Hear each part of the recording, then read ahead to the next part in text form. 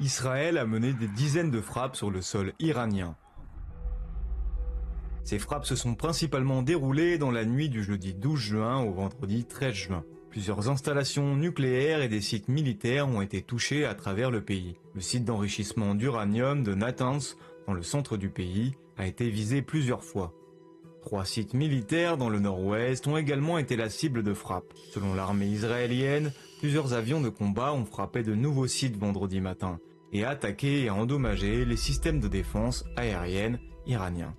Une opération qui a mobilisé 200 avions de combat sur une centaine de sites, toujours selon l'armée, qui a indiqué vendredi disposer de renseignements prouvant que Téhéran s'approche du point de non-retour vers la bombe atomique. Les médias d'État ont aussi rapporté de fortes explosions dans la capitale et montré le centre de commandement des gardiens de la Révolution, l'armée idéologique du régime, en flammes. Toujours selon la même source, au moins 50 personnes, dont des femmes et des enfants, ont été blessées par les explosions et 2 dirigeants des gardiens de la Révolution ont été tués.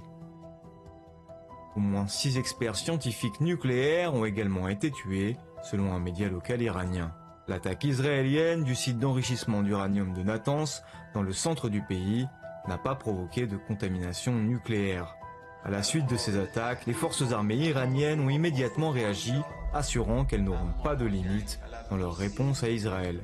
Une centaine de drones a rapidement été lancée vers le territoire israélien, dont une partie a été interceptée par Israël. L'État voisin de Jordanie a également fermé son espace aérien et intercepté plusieurs drones iraniens.